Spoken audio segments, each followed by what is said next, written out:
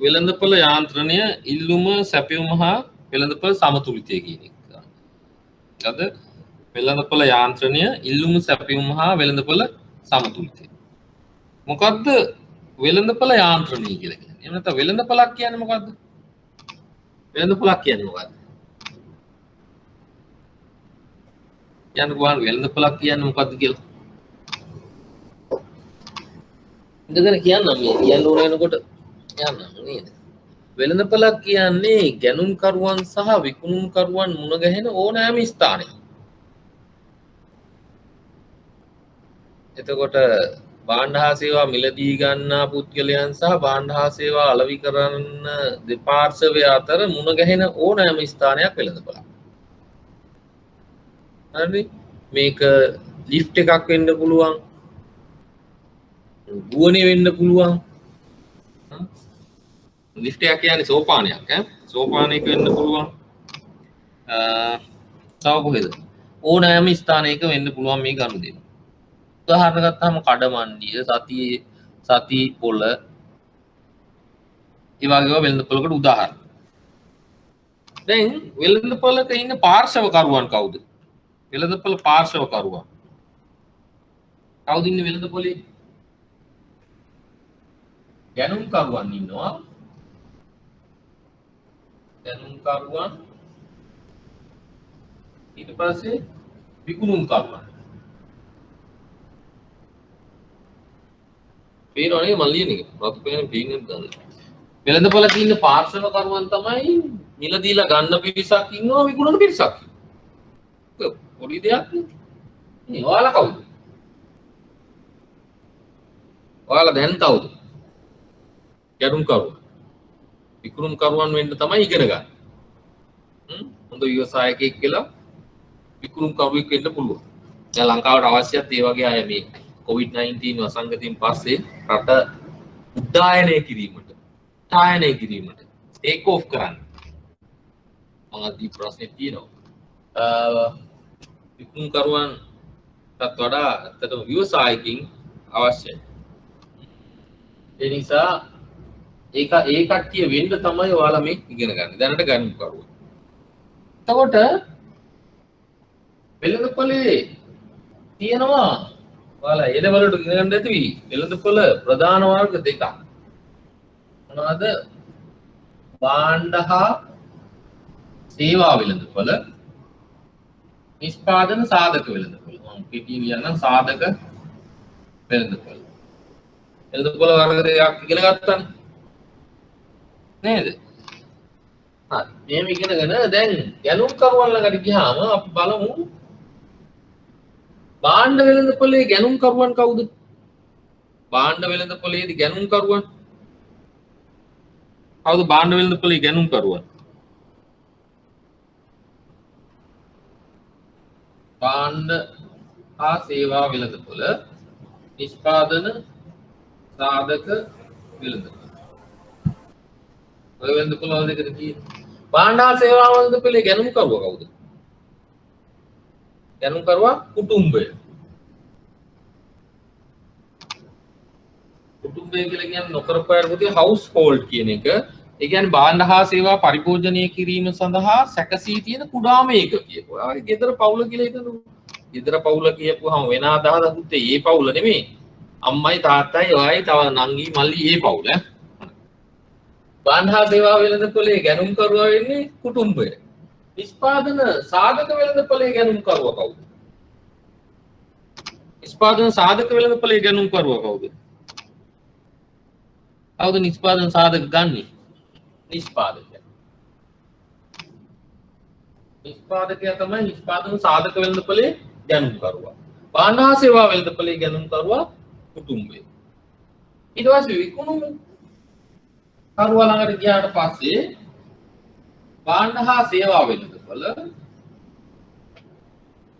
සාධක වෙළඳපොළ කියන දෙක තියෙනවනේ. දැන් එහෙනම් භාණ්ඩ හා සේවා වෙළඳපොළේ ගැනුම්කරුවා කවුද? විකුණුම්කරුවා. භාණ්ඩ හා සේවා වෙළඳපොළේ විකුණුම්කරුවා නිෂ්පාදකයා මෙතන ඉන්නේ. සාධක වෙළඳපොළේ විකුණුම්කරුවා කවුද? කුටුම්බය. නිෂ්පාදන සාධක කියලා අපි දැනගෙන ගත්ත භූමියේ ශ්‍රමයේ ව්‍යවසාය ප්‍රාග්ධනය ඒවා තියෙන කාලඟද? ශ්‍රමයේ තියෙන කාලඟද? අපි ළඟ. කුටුම්බය. එතකොට එහෙනම් ඒ කුටුම්බය ළඟ තියෙන ශ්‍රමය කියන්නේ සාධකයක්. ඒ සාධක විකුණන්නේ කවුද? කුටුම්බ. අපි තමයි විකුණන්නේ. අපි පඩි ගන්න ඒකනේ. පඩියක් ගන්නේ Taman සතුව තියෙන ශ්‍රමය කියන නිෂ්පාදන සාධකය විකුණන. ඒක ඉල්ලන්නේ කවුද? ඒක ගන්නෙ කවුද? භාණ්ඩ හා සේවා වෙළඳපොලේ විකුණුම්කරුවා වෙන්නේ නිෂ්පාදකයා. භාණ්ඩ හා සේවා වෙළඳපොල කියන පස්සේ අපි භාණ්ඩ හා සේවා ගන්නවා. ඒක එතකොට විකුණන්නේ කවුද? නිෂ්පාදකයා. ඒක පැහැදිලි නේ? ගැනුම්කරුවන් භාණ්ඩ හා සේවා වෙළඳපොලේ කුටුම්බය. විකුණුම්කරුවන් ගත්තාම සාධක වෙළඳපොලේ කුටුම්බය. ගැනුම්කරුවන් නිෂ්පාදන සාධක වෙළඳපොලේ නිෂ්පාදකයා. විකුණුම්කරුවා වෙන්නේ නිෂ්පාදන භාණ්ඩ හා සේවා වෙළඳපොලේ නිෂ්පාදකයා. හරිද? පැටලුණා නම් ආයෙ බලා ගන්න. බලා ගන්න කියන්නේ ආපහු කරක් බලා ගන්න. ඕක තමයි වෙළඳපොලක පාර්ශවකරුවන්. ඉතින් කියනවා නම් ගැනුම්කරුවන් සහ විකුණුම්කරුවන් ඉන්නේ. වෙළඳපොල වල වර්ග දෙකක් තියෙනවා. සාධක වෙළඳපොල සහ භාණ්ඩ හා සේවා වෙළඳපොල කියලා. ඒකේ ගැනුම්කරුවන් සහ විකුණුම්කරුවන් වෙන වෙනම අපි ඔය ටක් ඉගෙනගන්න. මේ මකන්නත් යනවා විනාඩි 20ක්. right. ඊට පස්සේ ඔයාලගේ ප්‍රසන්ටේෂන් එකේ නැත්නම් දීපු ටියුට් එකේ තියෙනවා නේද වෙළඳපොළ ප්‍රභේද. ඒකේ අපි දැනට කරපු එක තියෙන්නේ භාණ්ඩ හා සේවා වෙළඳපොළ භාණ්ඩ සේවා වෙළඳපොළ නිෂ්පාදන සාධක වෙළඳපොළ. ප්‍රධාන වෙළඳපොළ වර්ග දෙක. ඔයාලා ඉගෙනගෙන තියෙන වෙළඳපොළ. අපි බලමු මේ දෙකේ වෙනස මොකක්ද කියලා. භාණ්ඩ හා සේවා වෙළඳපොළ සහ සාධක වෙළඳපොළ. චුට්ටක් කියලා දෙන්න තියෙන නිසා ආයෙත් ගන්න. භාණ්ඩ හා සේවා වෙළඳපොළ භාණ්ඩ හා සේවා වෙළඳපොළ නිෂ්පාදන සාධක වෙළඳපොළ. ඔය ලියන්නේ පැහැදිලි වෙන්න ඕනේ නැත්නම් හැබැයි ඉතල ලා ගන්නත් බෑ. භාණ්ඩ හා සේවා වෙළඳපොලේ අලෙවි වෙන මොනවද? භාණ්ඩ හා සේවා. මේකේ ගනුදෙනු සිද්ධ වෙන්නේ එනත හුවමාරු වෙන්නේ භාණ්ඩ හා සේවා. මේකේ හුවමාරු වෙන්නේ නිෂ්පාදන සාධක. මේකේ හුවමාරු වෙන්නේ නිෂ්පාදන සාධක. එතකොට භාණ්ඩ හා සේවා සඳහා පවතින්නේ ඍජු ඉල්ලුමක්.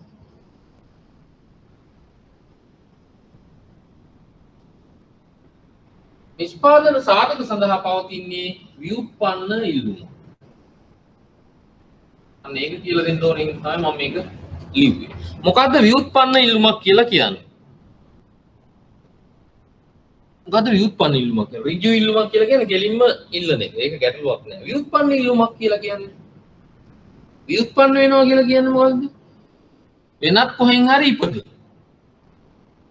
ව්‍යුත්පන්න. ඒ කොහොමද? අපි හිතමු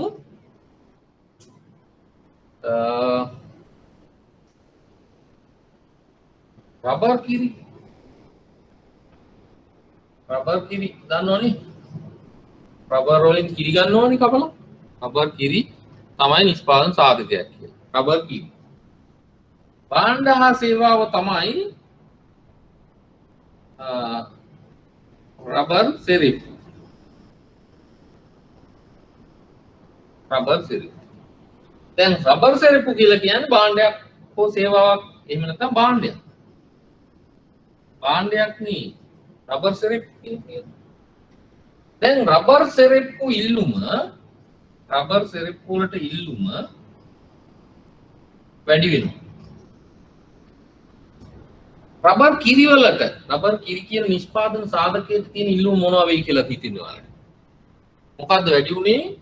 භාණ්ඩයක් වශයෙන් සලකන රබර් සෙරිප්පු කියන භාණ්ඩයට ඉල්ලුම වැඩි වෙනවා. ඒ මිනිස්සු ඉල්ලනවා වැඩිපුර. දැන් හදන ආයතන වල නම් කියන්න බෑ. අපි හිතමු X කියලා ආයතනයක් තියෙනවා රබර් සෙරිප්පු හදන. මේ X කියන ආයතනයේ රබර් සෙරෙප්පු වෙළඳ පොලේ ඉන්න මිනිස්සු වැඩිපුර ඉල්ලනවා. එතකොට X කියන රබර් සෙරෙප්පු කියන භාණ්ඩය හදන X කියන ආයතනය රබර් කිරිවලට තියෙන ඉල්ලුම මොකක් කරයිද? ඒත් වැඩි කර. ඒත් වැඩි කර. ඇයි මේ සෙරෙප්පු සඳහා ඉල්ලුම වැඩිවීම නිසා තමයි රබර් කිරි සඳහා ඉල්ලුම වැඩි වුණේ. අන්න ඒකට අපි කියනවා ව්‍යුත්පන්න ඉල්ලුම කියලා. ඇයි මේක වැඩි වෙච්ච නිසා තමයි මේක වැඩි වුණේ. පිජු ඉල්ලුමක් නෙවෙයි. ව්‍යුත්පන්න ඉල්ලුමක් අඩු වුණත් එහෙමයි. පැහැදිලි ඇති කියලා හිතන්න තමයි වෙන්නේ. අහන්න බෑනේ නේ. පැහැදිලිද? ඔයාලා ඌවත් කියන්නෙත් නෑ කමක් නෑ. ඌ කියන්නත්. ඒක පැහැදිලි ඇති. යයි උපකල්පනය කරනවා. ආර්ථිකීය උපකල්පනනේ තියෙන්නේ. පැහැදිලි නේද ඔක්කොම මේක? right. ඊට පස්සේ නිෂ්පාදන භාණ්ඩ හා සේවා වෙළඳපොළ ආන්තික උපයෝගීතා න්‍යාය මත ආන්තික උපයෝගීතාව මත තමයි තීරණය වෙන්නේ. මේවා මම ඊළඟ පාඩමෙත් කතා කරනවා. නිෂ්පාදන සාධක වෙළඳපොළ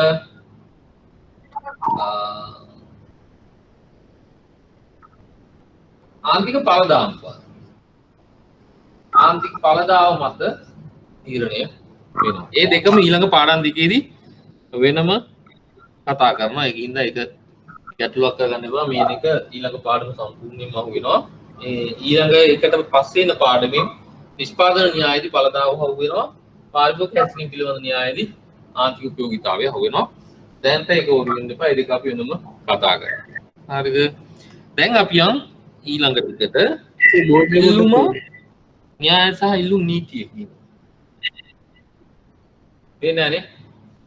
ඔව් මම මේකට ඇහුවා කියන්නේ නැහැ. ඔව් මම ඇහුවා මොන පෑනෙන් ලියුවොත් පේන්නේ කියලා.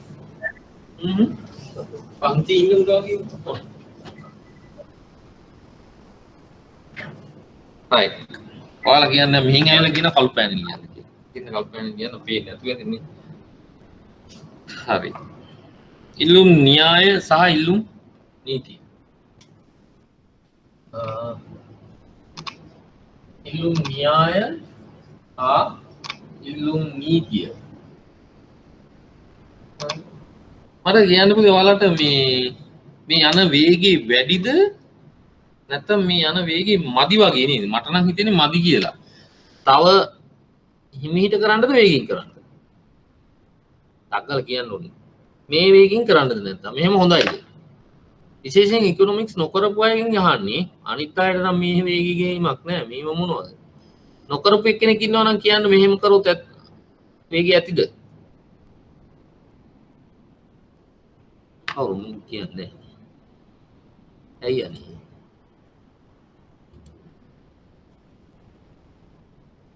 මේ වේගය ඇති කියන්නේ නේ.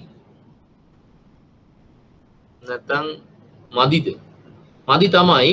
නමුත් දැන් චුට්ටක් මං වේගය වැඩි කරන්න තා චුට්ටක් ගිහිල්ලා නොකරපු අය ඇතයි උපකල්පනය කරන නිසා. මොකද කවුරුත් කියන්නේ ඉන්නවද නැද්ද කියලාවත් නොකරපු එක්කෙනෙක්වත්. හරි. මොකක්ද ඉල්ලුම් න්‍යාය කියලා කියන්නේ? ඉල්ලුම් න්‍යාය කියලා කියන්නේ කිසියම් හෝ භාණ්ඩයකට හෝ සේවාවකට පවතින ඉල්ලුම තීරණය කරන සාධක හා ඉල්ලුම අතර තියෙන සම්බන්ධතාවය. එහෙම නැත්නම් ඉල්ලුම් න්‍යාය කියලා කියන්නේ අපි න්‍යාය ඉස්සලා චුට්ටක් ඉගෙනගෙන ඉන්න මොකද්ද? ශ්‍රිතයක් කියන්නේ. ශ්‍රිතයක් කියන්නේ මොකද්ද?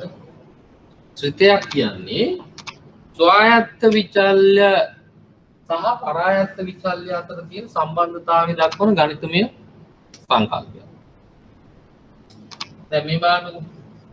ඉල්ලුම කියන පරායත්ත විචල්්‍ය අපි පස්සේ ගාය කතා කරනවා. තදා පවතිනවා මිල කියන ස්වායත්ත විචල්්‍ය මත. මෙන්න මෙහෙම සම්බන්ධතාවයක් තමයි අපි ශ්‍රිතයක් කියලා කියන්නේ. එහෙනම් ඉල්ලුම් න්‍යායෙන් කියවෙන්නේ ඉල්ලුමට ඉල්ලුම තියෙනවා. බලපාන සාධකයි ඉල්ලුමයි අතර තියෙන සම්බන්ධතාවය තමයි ඉල්ලුම් න්‍යායෙන් කියවෙන්නේ. මොනවද ඉල්ලුමට බලපාන සාධක? ඉල්ලුමට ඔයාලා දැන් නොකරපු අය මේක කියවන්න මං අහනකොට ඔයාලා ඔතන ඉන්න නිකන් හරි කියන්න. ඉල්ලුම කියන එකට බලපාන සාධක මොනවද? දැන් ඔයාලා මේ කොවිඩ් දැන් ඉවර වෙච්ච ගමන් කඩේ යනවා කියන එක කාටද? කාටවද? තමන්ටම කඩේ යනවා. කාටවත් කඩේ යන්න ඕනේ නැහැ. දැන් ඔයා කඩේ යනවා. කඩේ යනකොට බඩු ගන්න යන්නේ ඉල්ලන්න යන්නේ. දැන් ඉල්ලන්න නම් ඔයාලට බලපාන්නේ මොනවද? මොනවද බලන්න? බඩුවක් ගන්න ගියාම මොනවද බලන්න කියලා අහන්න. බලනවා භාණ්ඩේ මිල. ඕක කියන්නේ නැහැ ඒතර. ඔයා ගන්න යන භාණ්ඩේ මිල කීයද කියලා බලනවනේ. මම කියනකොට තමයි මතක් වෙනවා අවු යකෝ මිල බලනවනේ. නේද? භාණ්ඩේ මිල බලනවා. ඊට පස්සේ මොකක්ද? දැන් ස්කර්ට් එකක් හරි බ්ලවුස් එකක් හරි ඩෙනිමක් හරි මොකක් හරි ගන්න ගියාම ආයෙ මොනවද බලන්නේ? ප්‍රමාණ. එහෙනම් අඹ ගෙඩියක් ගන්න ගියාම අමුටන් ගන්න ගියාම මොනවද බලන්නේ? සීනි ගන්න ගියාම මොනවද බලන්නේ? බලන්නේ. දැන් අපි සීනි ගන්න ගියා කියලා හිතන්නේ. සීනි වල මිලත් එක්ක බලනවා සීනි වෙනුවට පාවිච්චි කරන්න මොනවා හරි පුළුවන්ව තියෙනවද? හකුරු තියෙන. ඒවට අපි කියන ආදේශන බාන්න. නොකරපු අයට නේ. එහෙනම් සීනි ගන්න ගියාම හකුරු වල මිලක් බලන්න. ඒකට අපි කියන ආදේශන භාණ්ඩවල මිල. ආදේශන භාණ්ඩවල මිලක් බලන්න. දැන් අනුපූරක භාණ්ඩ කියන්නේ මොනවද? ඉස්සර නම් ටයර් ටියුබ්. දැන් ටියුබ් ප්ලස් නේ. ඒ ටියුබ් තියෙන ටයර් තියෙන අපි ගමුකෝ ටයර් ටියුබ්. දැන් ටයර් එකක් ගන්න ගියාම මිනිස්සු ටියුබ් වල මිලක් බලනවා. ඇයි? ටයර් එක පාවිච්චි කරනවා නම් ටියුබ් එකක් ඕන. ඒවට අපි කියන අනුපූරක භාණ්ඩ කියලා. අනුපූරක භාණ්ඩ වල මිල. එහෙනම් මොකවත් භාණ්ඩයක් ගන්න යනකොට ගන්න යන භාණ්ඩයේ මිල බලනවා. ඒකට ආදේශනයක් තියෙනවා නම් ඒකේ මිල බලනවා. ඒකට අනුපූරකයක් තියෙනවා නම් ඒක මිල. මේ දෙකම එකතු කරලා අපි කියන අනිකුත් භාණ්ඩවල මිල. අනිකුත් භාණ්ඩවල මිල බලනවා. හරි? එහෙනම් ඒ භාණ්ඩයේ මිල බලනවා අනිකුත් භාණ්ඩවල මිල බලනවා මේ දෙකම වෙනුවට ඊට පස්සේ මොකද්ද බලන්නේ? ඊට පස්සේ සමහර අය නම් බලන්නේ නැහැ. තියෙනවා තේරෙම පොඩි බඳගෙන එනවා කවුන්ටරේට. කොහෙද දෙන්නේ? සල්ලි ගෙවන තැනට එනවා. සල්ලි ගෙවන තැනට ඇවිල්ලා තමයි බලන්නේ මොකද්ද බලන්නේ? සල්ලි ගෙවන තැනට ඇවිල්ලා මොකද්ද බලන්නේ? එතකොට තමයි බලන්නේ සල්ලි කීයද? ආදායම හැටියට නේ වියදම් කරන්නේ. එහෙනම් තව දෙයක් බලන්න ඕන මොනවද? ආදායම බලන්න. මොනවද? මේ ඉල්ලුමට ඔයා භාණ්ඩයක් ඉල්ලන්න ගියාම බලපානවා ඒ භාණ්ඩයේ මිල අනිකුත් භාණ්ඩවල මිල ආදායම බලපානවා. මොනවද? ඒක ඉතින් ලව් කරන්න ගියාම නම් බලන හොඳ මේක තමයි මේ ඊළඟට. රුචිය බලන්න. කැමැත්ත බලනවනේ. මේකට මෙයාට මම කැමතිද? ඒක ඉස්සෙල්ලාම බලනවා. මිල බලන්න. ඒක නෙමෙයි භාණ්ඩයක් ගන්න ගියාමත් එන්නේ. මම ඒක නිකන් කිව්ව එක අදාළ නැහැ. එහෙනම් භාණ්ඩයක් ගන්න ගියාම බලනවා මම මේකට කැමතිද? ස්කර්ට් එකක් බ්ලවුස් එකක් ගන්නවද කැමති නැත්තම්? පාරේ යන්න යන්න බෑ නම් ඇඳගෙන යන්න බැරි වුණා තමයි ඉන්නවා. නමුත් කැමැත්තක් නැත්තම් ගන්න ඒකක් කියන වර්ණය. ටේස්ට් එක. ආවනද බලන්න. අද පාඩම තියෙන දවස් හොඳයි. අද භාණ්ඩයක් ගන්න ගියා නම් ඇඳුම් ගන්න ගියා නම් මොකද්ද බලන්න? කාලගුණයක් බලන්න. කාලගුණයේ දේශගුණය. නුවරඑළිය යනකොට නුවරඑළිය යන්න නම් ඇඳුම් ගන්න යනකොට මිනිස්සු මොනවද බලන්නේ? ඒ කාලගුණය මොන වගේද කියලා බලලා තමයි. එතකොට එහෙනම් කාලගුණය දේශගුණයක් බලපාන. ඔය ආදී වශයෙන් ගොඩාක් දේවල් බලපානවා ඉල්ලුම. එහෙනම් ඒ භාණ්ඩයේ මිල අපි හිතමු demand dx කියන භාණ්ඩයේ ඉල්ලුම එම භාණ්ඩයේ මිලට අපි කියමු px කියලා. අනිකුත් භාණ්ඩවල මිලට අපි කියමු px pqr කියලා. ආදායමට අපි සාමාන්‍යයෙන් කියන්නේ y. ටෙස්ට් එකට t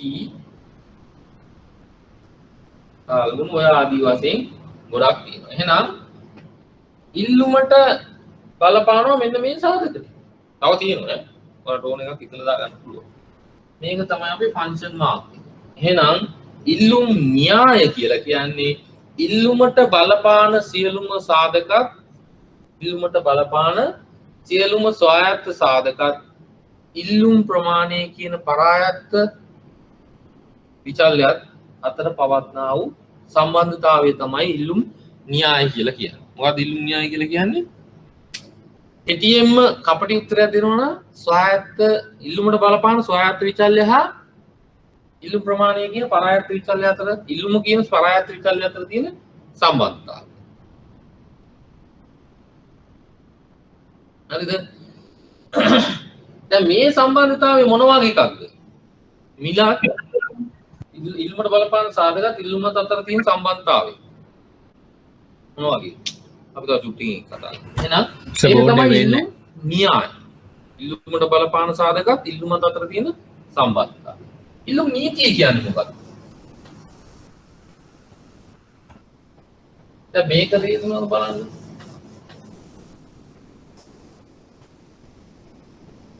දැන් ඉල්ලුම් න්‍යාය ඒ.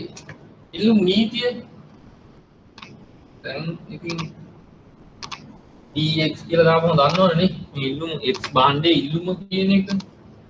දැන් මෙහෙමනේ අපි කියමු. dx e u z වකරනවන්න y t w only මේක තමයි ඉල්ලුම් නීතිය. දැන් ඉල්ලුම් න්‍යායට මම කරන්නේ මෙන්න මෙහෙම කරනවා. මෙහෙම කරොත් දැන් ඉල්ලුම් නීතිය. තේරෙනවද මොකක්ද කියලා? මොකක්ද මේ උඩින් බාවක් දාපුවම වෙන්නේ? මේක x බා තමයි කියන්නේ. මොකක්ද වෙන්නේ? මේවා ෆික්ස් කරා. ඒ කියන්නේ මේ සාධක ස්ථාවරයි. මොකක්ද ස්ථාවර නැත්තේ? එම භාණ්ඩයේ මිල. එම භාණ්ඩයේ මිල කියන එක ස්ථාවර නැහැ. තේරුණාද කියන්නේ? එහෙමනම් අනිකුත් සාධක ස්ථාවරව තිබියදී සලකා බලන භාණ්ඩයේ ඉල්ලුම් ප්‍රමාණයක් එම භාණ්ඩයේ මිලත් අතර පවතින සම්බන්ධතාවය අපි කියනවා ඉල්ලුම් නීතිය කියලා. හරිද? සලකා බලන භාණ්ඩයේ මිලත් එම භාණ්ඩයේ ඉල්ලුම් ප්‍රමාණය. එතෙන් ඉල්ලුම් ප්‍රමාණය කියන වචනේ අත්‍යවශ්‍යයි. මිලත් එක්ක සම්බන්ධතාවය දක්වන්නේ ඉල්ලුම් ප්‍රමාණය. තාටුට්ට කරන උදේදී මොකද වෙනස කියලා. මෙතෙන්දී ඉල්ලුම සලකා බලන භාණ්ඩයේ බලපාන සියලුම ස්වායත්ත විචල්‍ය සහ ඉල්ලුම අතර සම්බන්ධතාවය ඉල්ලුමේ කියන වචනේ කියනවා. හැබැයි අනිකුත් සාධක ස්ථාවරව තිබියදී සලකා බලන භාණ්ඩයේ මිලත් ඉල්ලුම ප්‍රමාණයත් අතර සම්බන්ධතාවයේදී අපි ඉල්ලුම් ප්‍රමාණය කියන එක කියවෙන්න ඕනේ. මිලත් ඒක තමයි ඉල්ලුම් නීතිය. හරි එහෙනම් ඉල්ලුම් නීතියට අනුව මේක තියෙනව කියන්නත් වෙන්නේ. පරිභෝගික. හරි. එහෙනම් ඉල්ලුම් න්‍යාය සහ ඉල්ලුම් නීතිය පැහැදිලිද කියලා හිතනවා. අපි ඉතින් හර ඔක කියන විදිහට යන්න නැත්නම් ඔයාලට පැටලෙයි. ආයි ඉල්ලුම් නීතියට මම එනවා. එනවා. බලන්න ඔයාලගේ එහෙන් ආයි කියයි කියලා. පාරිභෝගික ඉල්ලුම්. පාරිභෝගික ඉල්ලුම කියන්නේ මොකද්ද?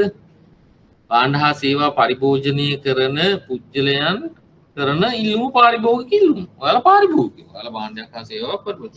පාරිභෝගිකයේ භාණ්ඩයක් ඉල්ලුම් කරන්නේ මොනවා සම්පූර්ණ වුණොත්?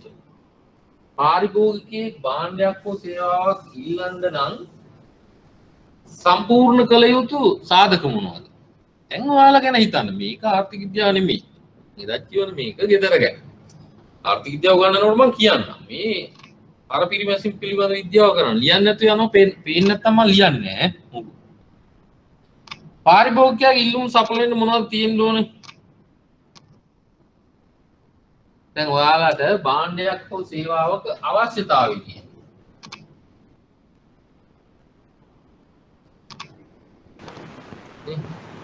භාණ්ඩයක හෝ සේවාවක අවශ්‍යතාවය කියන එක තියෙන්න ඕනේ නැත්නම් ඔයාලා මොකවත් ඉල්ලනවා ඒ කොල්ලෝ කිල්ලෝ අවශ්‍යතාවය නැත්නම් මොනවද ඉල්ලන්නේ ඒත් ඉල්ලනවද මන්ද කොල්ලෝ කෙල්ලන්ගෙන් කෙල්ලෝ කොල්ලන්ගෙන් ඉල්ලන්නේ අවශ්‍යතාවයක් ඇති වෙච්චහම තමයි ඉල්ලන්නේ භාණ්ඩත් ඒ අවශ්‍යතාවයක් තියෙනවා මට සපත්යක් අවශ්‍යයි නේද මට කාර් එකක් අවශ්‍යයි මොන අවශ්‍යතාවය තියෙන්න ඕනේ භාණ්ඩයක පාරිභෝගිකයාගේ ඉල්ලුම සඵල ඉල්ලුමක් වෙන්න ඉල්ලුම සඵල වෙන්න නම් පළවෙනි එක තමයි අවශ්‍යතාවයක් තියෙන්න ඕනේ ඊට පස්සේ දෙවෙනි එක තමයි දැන් ඔයාලට කාර් එකක් ගන්න අවශ්‍යයි කාර් එකක් ගන්න අවශ්‍යයි කියලා අපි හිතමු පළවෙනි එක හරි මට දැන් කාර් එකක් කොහොමද ඊට පස්සේ ගණ්ඩ හැකියාව තියෙනවා ඒකට අපි කියනවා ක්‍රය ශක්තිය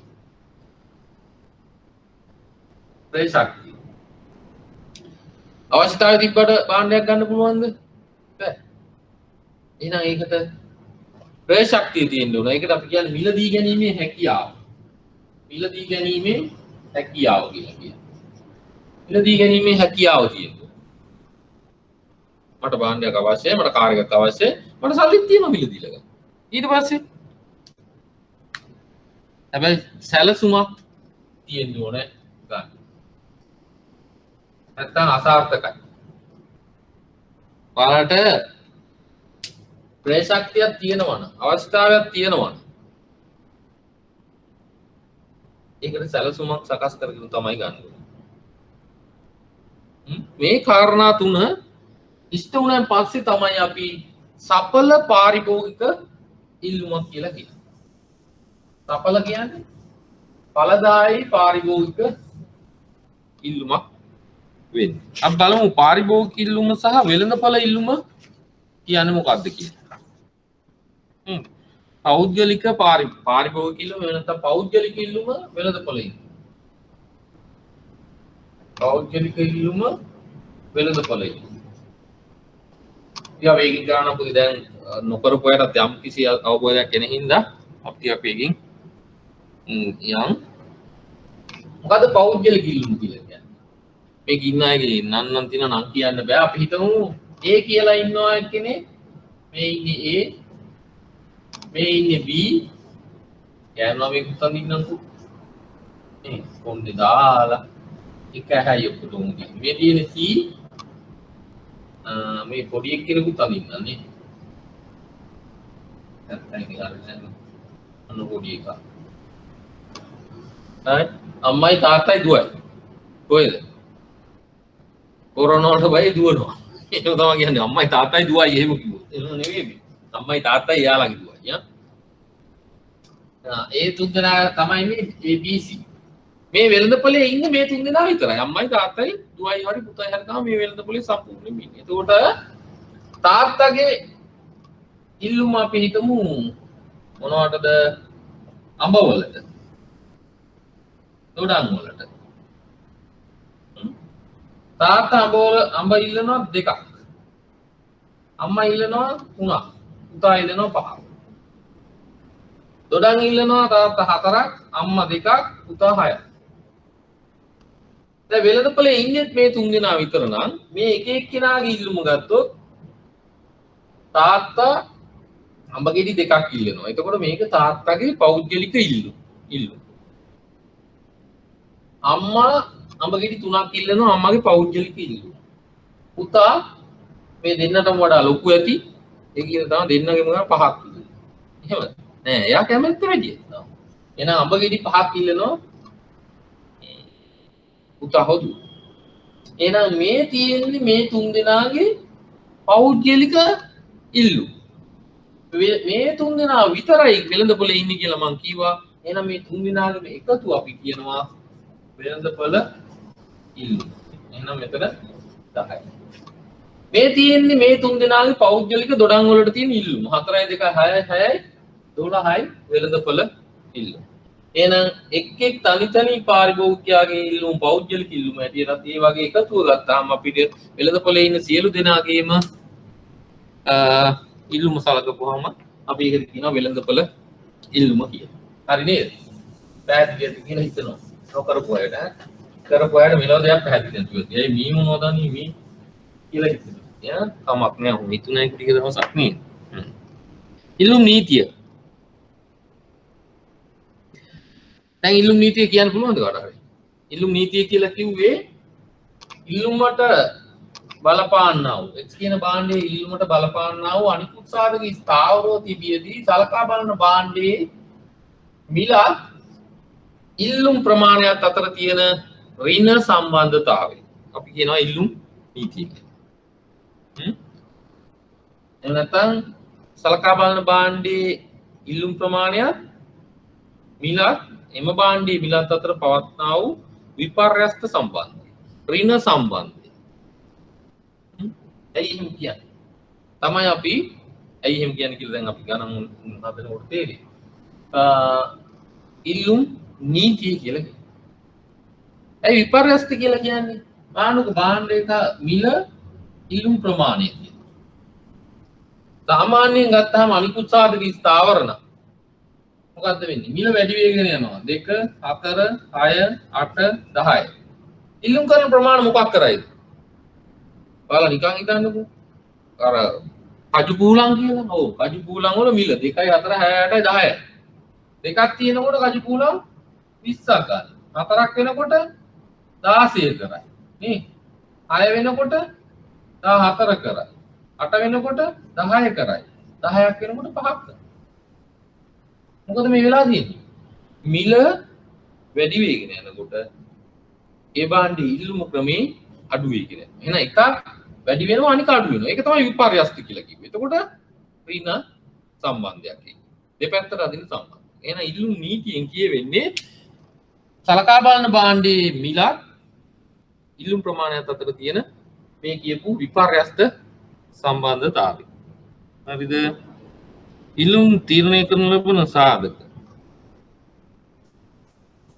ඒවා මම ආයෙ කියන්නේ මම ඉස්සලා කිව්වා ඉල්ලුම තීරණය කරන ලබන සාධක අර ඉස්සලා කියපු ටික ඔක බලන්න ප්‍රසන්ටේෂන් එක නිකන්ව දාන්නනේ තියනවා කියනවත් සුට්ටක් කොහේ දාන්න ගිහලා නැති වෙයි දන්නේ ඔක්කොම ඒක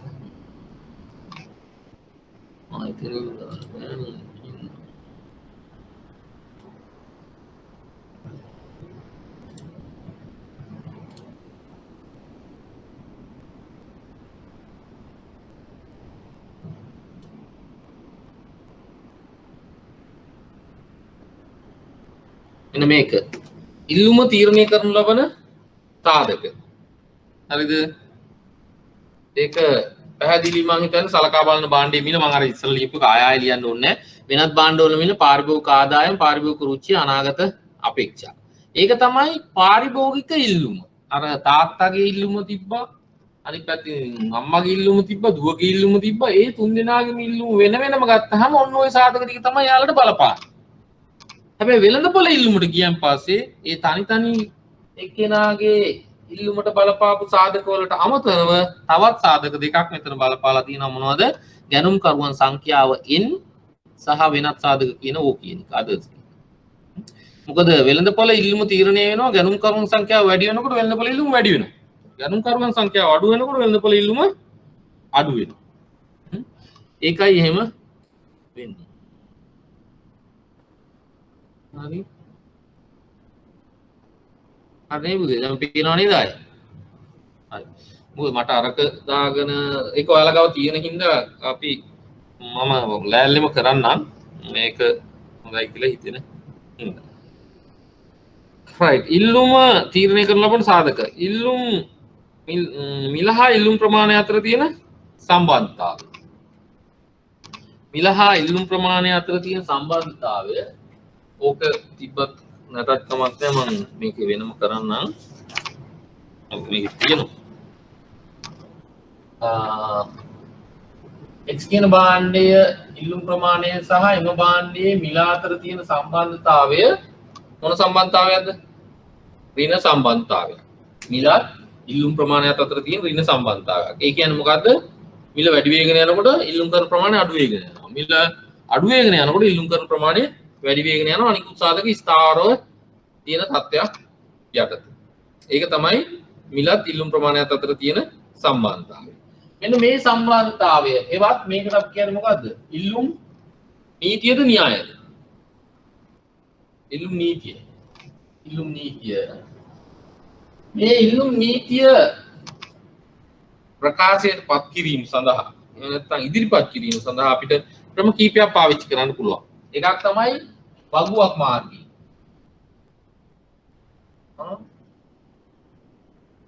ඉමිට් කරන්න ඊට පස්සේ ප්‍රස්ථාරයක් මාර්ගයෙන් ඊට පස්සේ වීජීය සමීකරණයක් මාර්ගයෙන් පේන්න ඕනේ නැහැ ඔයාලට වැඩිය ඔයාලගේ ඔකේ ලියලා දීලා තියෙනවා. අපි බලමු පළවෙනි එක මේ මිල සහ ඉල්ලුම් ප්‍රමාණය අතර තියෙන ඉල්ලුම් නීතිය කියන සම්බන්ධතාවය වගුවක් මාර්ගයෙන් කොහොමද ඉදිරිපත් කරන්නේ කියලා. කොහොමද වගුවක් මාර්ගයෙන් ඉදිරිපත් කරන්නේ ඉල්ලුම් නීතිය? මෙතනින් කියනවා මිල x භාණ්ඩයේ මිල ඉල්ලුම් ප්‍රමාණය x භාණ්ඩය. මිල ඕන එකක් දාගන්න 10යි 20යි 30යි 40යි 50යි. 10න් 10 වැඩි වෙන්න ඕන කියලා එකක් එහෙම නැහැ.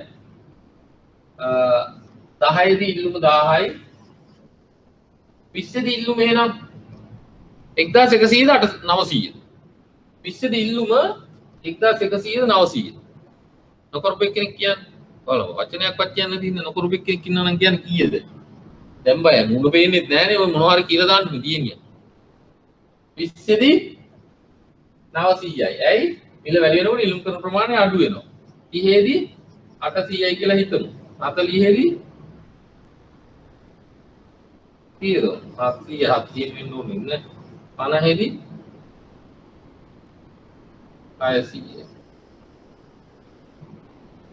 200 ගමු එහෙනම් ඉබ්බත් ගැටලුවක් නෑ මම 200 අඩු කරන්නම් 20 දී 800යි මේකෙදි 600යි මේකෙදි 400යි මේකෙදි 200යි අනිත් ලේසියෙන් මම හිම කරේ එහෙම වෙන්න ඕනේ 60 දී 300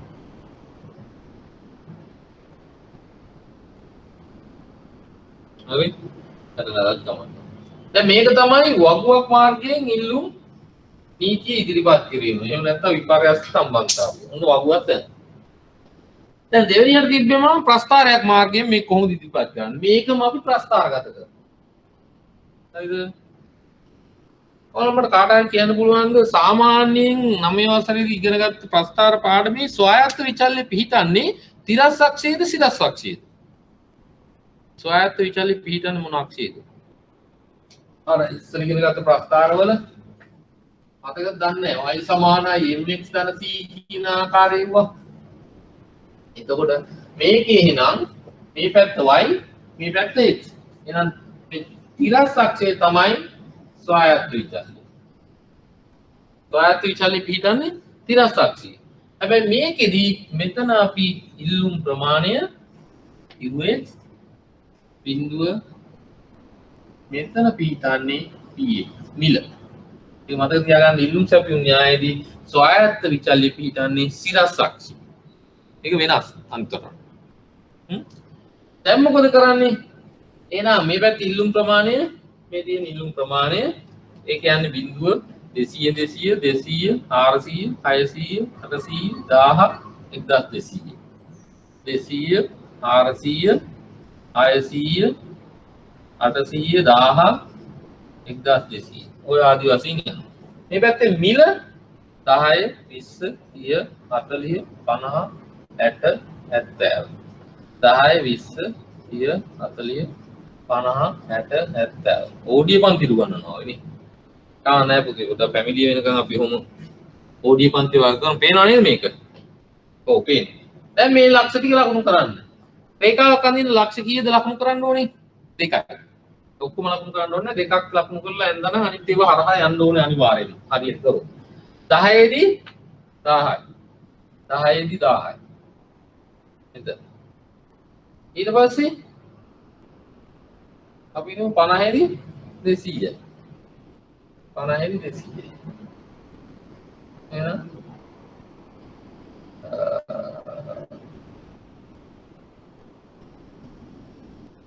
ඕමයන්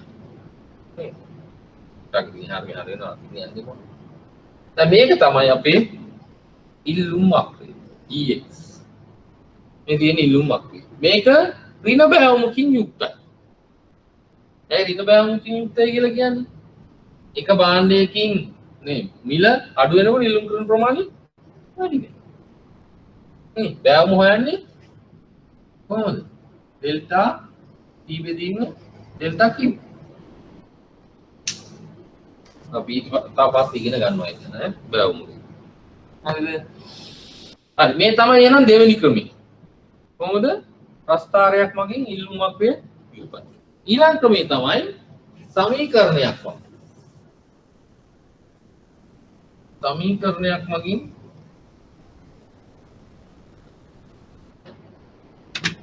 දැන් ඔයාලට මතකද y සමානයි mx ධන c කියන ප්‍රස්ථාරයේ සමීකරණය මොකක්ද කියන්නේ මේකේ c වලින් කියුනේ මොකද්ද අන්තක්ඛණ්ඩය මතක නැද්ද දන්නේ නැහැ m වලින් කියුනේ අනුක්‍රමණය x වලින් කියුනේ ස්වායත්ත විචල්ය y වලින් කියුනේ පරායත්ත විචල්ය ඔය ටිකනේ සමීකරණයක් සරල සමීකරණයක තියෙන්නේ එහෙනම් දැන් මේ ටිකම අපි සමීකරණයක් ආශ්‍රයෙන් මේ ඉල්ලුම් සැපියුම් තත්ත ටික සමීකරණයෙන් ලියන්න ඉස්සෙල්ලා සමීකරණය හඳුනා ගන්න යන්නේ දැන් කියන්නේ ඉල්ලුම් සැපියුමට අනුව නම් පරායත්ත විචල්ය මොකද්ද y වෙනුවට එහෙනම් අපි දානවා qx q කියන්නේ quantity කියන එක x කියන භාණ්ඩයේ ප්‍රමාණය. ඔන්න එහෙනම් පරායත්ත විචල්‍ය මොකද්ද? x කියන භාණ්ඩයේ ප්‍රමාණය. ඊට පස්සේ දැන් ඉල්ලුම සැපයුම ලියනකොට c ලියන්නේ මුලට. ඒ කියන්නේ y සමානයි c ධන mx. එහෙම ලියුවා කියලා ගැටලුවක් නැහැ. හරිද? එහෙනම් මේ c වෙනුවට අපිට c ලියන්නත් පුළුවන්. නමුත් ඉල්ලුම සැපයුම ලියන්නේ a කියලා. ඒ මොකද්ද?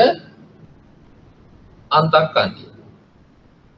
ආර්ථික විද්‍යාවේදී ඒ වල තේරුම මම පස්සේ කියලා දෙනවා. දැනට අන්තක්ඛණ්ඩය කියලා කියන්නේ මොකද්ද?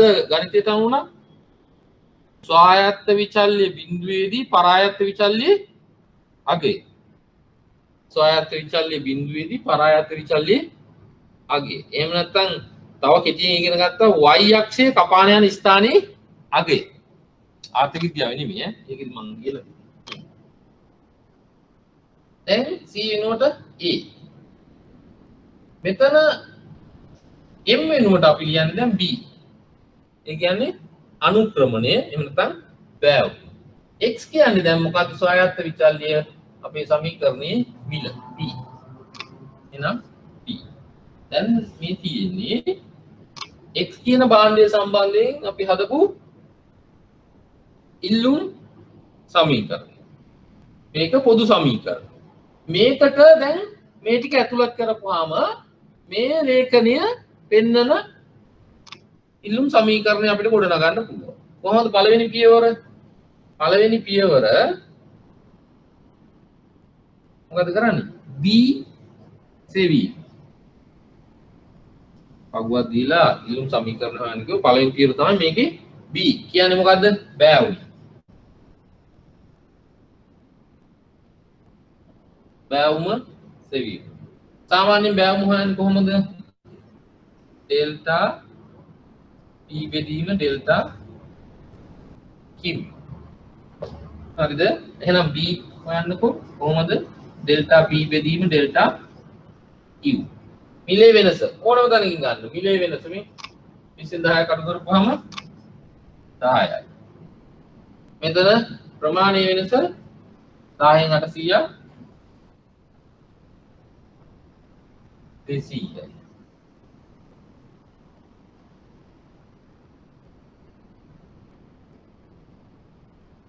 හරි නේ වැරදුන්නේ නෑ කොහොමද? මේක නෑ එහෙම එකක් හදලා නේ. ඔයාලට දීපු එකේ ගානක් හදලා නැද්ද?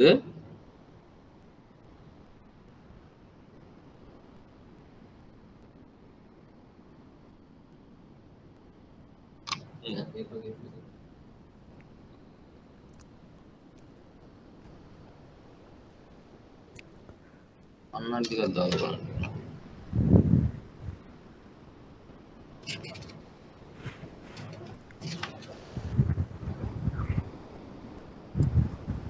ඔව් ඒ හරි. ඩෙල්ටා Q බෙදීම ඩෙල්ටා P. ඇයි දන්නවද අර ඉස්සෙල්ලා කියපු එක එන්නේ. මම කියන්න ඇයි කියලා. දැන් මෙන්න මේකෙදි බෑවුම හොයන්නේ ඩෙල්ටා y බෙදීම ඩෙල්ටා x. පරායත්ත විචල්්‍ය වෙනස බෙදීම ස්වායත්ත විචල්්‍ය වෙනස. එතකොට එහෙනම් මෙතනත් වෙන්නේ පරායත්ත විචල්්‍ය වෙනස බෙදීම ස්වායත්ත විචල්්‍ය වෙනස.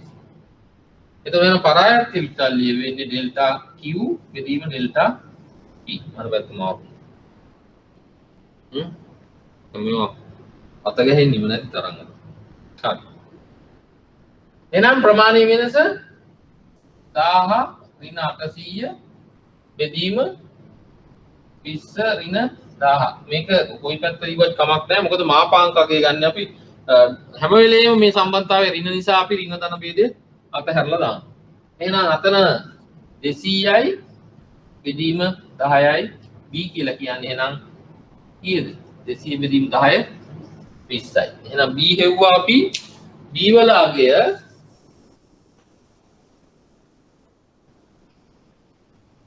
පොඩි දෙවුරු b සමානයි 20යි.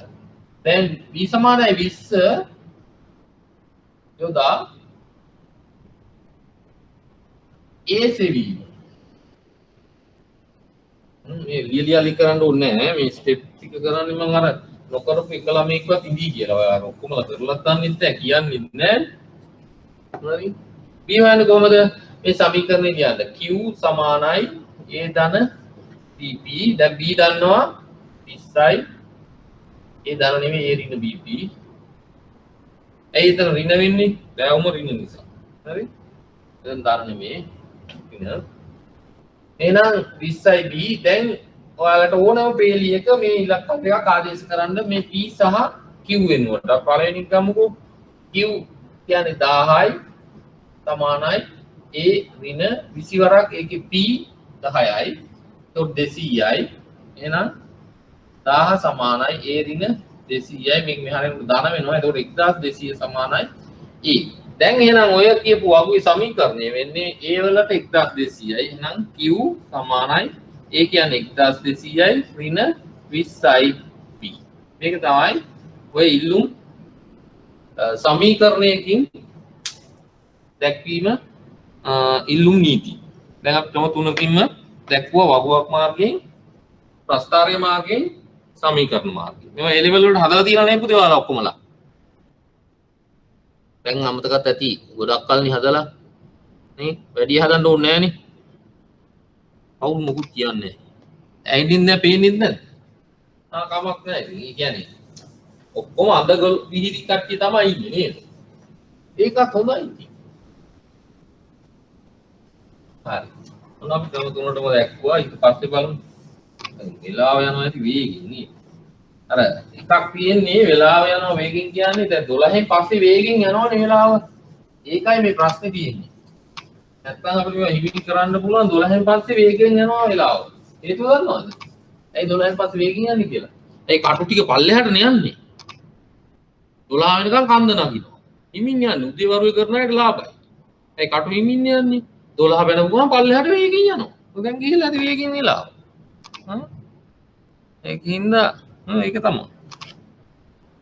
කමක් නැහැ මට නම් වෙලාව ඒනට වේගින් දැන් ටිකක් කරන්න නේද? ඉල්ලුම් නීතියට පටහැනි අවස්ථා. ඉල්ලුම් නීතිය කියලා කියන්නේ ඒ ටික කියව ගන්න මම එහෙම ටිකකුත් දැන් දෙනවා මොකද පුරුදු කරගෙන යන්න බැරි හින්දා ඉල්ලුම් නීතිය කියලා කියන්නේ මිල සහ ඉල්ලුම් ප්‍රමාණය අතර තියෙන සම්බන්ධතාවය ඍණ සම්බන්ධතාවයක් නම් ඉල්ලුම් නීතිය. ඒකට පටහැනි අවස්ථාව තමයි ගිෆන් බාන්ඩ්. ඒ කියන්නේ මිල වැඩි වෙනකොට ඉල්ලුම වැඩි වෙනවා. ජේතුකාර ඉල්ලුම එහෙම නැත්නම් අර සෝබරිට කරන ඉල්ලුම එහෙනම් දියමන්ති වගේ ඒවට අපි කියන්නේ මිලෙන් ගුණාත්මක බව වයින් සම ඉල්ලුම වාගේ වුණා ඉල්ලුම් න්‍යායට පිටයි. දැන් අර පෙබරවාරි 14 මතකද දන්නේ? පෙබරවාරි 14ට රෝස මලක් කීයද විකිනෙනවද? ඈ මේ රුපියල් ඉස්සර විකුණන්න බැරි එක 1500 2000ක් විකිනෙනවා. ඒ මේ ඉල්ලුම් නීති පිට ඔය කියන අවස්ථාවක්. මිල වැඩි වෙන්න ආදරේ වැඩි වෙනවා කියන්නේ. ඒ හින්දා වැඩිපුර මිලක් දීලා ගන්නවා. එතකොට ඒක ඉල්ලුම් න්‍යායට පිට. හරි. ඊට පස්සේ ඉල්ලුම් නීතියට හේතු වෙන සාධක. හරි. ඉල්ලුම් නීතියට හේතු වෙන සාධක ඉල්ලුම් නීතිය කියලා කියන්නේ මිල සහ ඉල්ලුම් ප්‍රමාණය අතර තියෙන මේ ඍණ සම්බන්ධතාවයට හේතු වෙන සාධක තමයි එක ආදායම් ප්‍රතිවිපාකය අනිත් එක තමයි ආදේශන ප්‍රතිවිපාකය අනිත් එක තමයි නියමන ආර්ථික උපයෝගීතාවය. ඒක පස්සේ කරනවා අපි ඊළඟ පාඩමේ. උපයෝගීතාවය කියලා වෙනම පාඩමක් තියෙනවා. ඇයි මිනිස්සු මිල අඩු වෙනකොට භාණ්ඩ හා සේවාවල ඉල්ලුම් කරන ප්‍රමාණය වැඩි කරනවා? ඇයි මිල වැඩි වෙනකොට භාණ්ඩ හා සේවාවල ඉල්ලුම් කරන ප්‍රමාණය අඩු කරන්නේ? ඒකට හේතු වෙන සාධක තුන තමයි මේ. එකක් තමයි ආදායම් ප්‍රතිවිපාකය, අනිත් එක තමයි ආදේශන ප්‍රතිවිපාකය. මිල අඩු වෙනකොට පුද්ගලයාගේ මූර්ත ආදායම වැඩි වෙනවා. ඇයි? මිල අඩු වෙනකොට ඉස්සෙල්ලා තිබිච්ච ආදායමෙන්ම මූල්‍ය ආදායමෙන් නාමික ආදායමෙන් මිලදී ලගත හැකි භාණ්ඩ හා සේවා ප්‍රමාණය වැඩි වෙනවා. ඒ නිසා තමයි අපි කියන්නේ ආදායම් වැඩි වීමේ ප්‍රතිවිපාකය. කෙටියෙන් අපි මේවා වෙන් කරන උපේක්ෂාවක් වේදී වෙන වෙනම කොහොමද ආදායම් ප්‍රතිවිපාකය වෙන් කරන්නේ ආදේශන ප්‍රතිවිපාකය වෙන් කරන්නේ කියන්නේ. ඊට පස්සේ ආදේශන ප්‍රතිවිපාකය කියන්නේ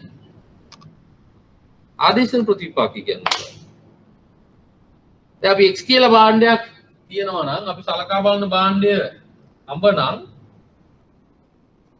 හරි මේ භාණ්ඩයේ මිල වැඩි වෙනවා. අඹ මිල වැඩි වෙනවා. මේක ආදේශනයක් තියෙන එකක් ගන්න නැත්නම් අඹ වලට සමාන මොනවද? ජගන් තුට්ටක් ගන්න වෙයි. අපි හිතමු සීනි කියලා.